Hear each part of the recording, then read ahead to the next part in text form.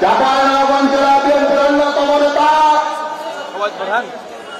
ওবায়দ পাঠান তার মূল্যবান বক্তব্য রাখার জন্য অনুরোধ করছে।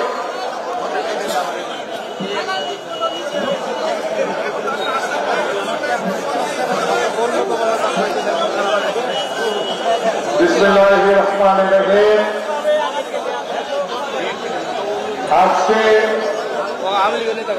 আজকে আমাদের মধ্যমণি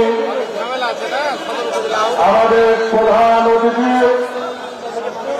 আমাদের জেলা বিএনপির সম্মানিত আহ্বায়ক সিনিয়র যুগ্ম আহ্বায়ক ও সদস্য সচিব আমার দলের অবস্থা মানে বিভিন্ন পর্যায়ে নেতৃবৃন্দ, আসসালামু আলাইকুম।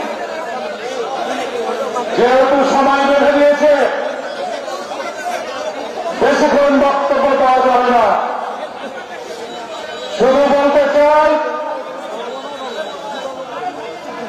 এখনো অনেক প্রশাসনের লোক চেয়ারে বসে আওয়ামী লীগের গুণ গাইতেছেন।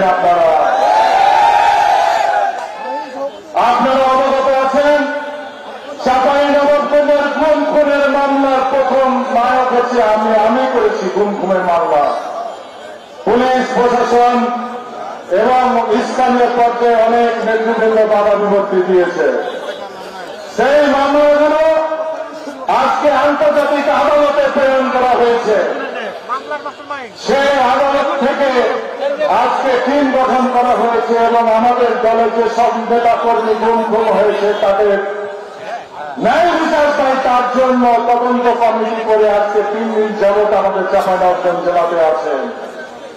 আমি ওই সমস্ত পুলিশ কর্মকর্তাকে বলতে চাই, যারা আওয়ামী লীগের দালালি করেছেন, আওয়ামী লীগের দালালি করতে যে আমাদের প্রাণপ্রিয় বিএনপির ছাত্রদল যুবদল নেতাকর্মীকে খুন করে হত্যা করেছেন, আপনারা সাবধান হয়ে যান।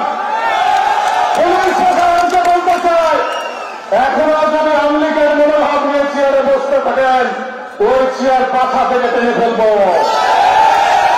সাবধান করে নিতে যাচ্ছে, সঠিকভাবে তদন্ত করে আপনারা রিপোর্ট দেবেন এবং সুস্থ তদন্তের মাধ্যমে যে প্রভু শেখ হাসিনা আপনাদেরকে নির্দেশ দিয়েছিলেন তার ফাঁসি দাবি করছে কে জানেন আপনারা? সে যেখানেই থাকলে গেল, মোদীর কাছেই থাকলে গেল, দরকার হলে তার কাছ থেকে ছেঁচে বাংলাদেশের মাটিতে নিয়েছে আদালতের মাধ্যমে ফাঁসি দিয়ে বিচার করা সম্পন্ন করা হবে। এই বলে আমার বক্তব্য শেষ করছি। আসসালামু আলাইকুম ওয়া রাহমাতুল্লাহি ওয়া বারাকাতুহু।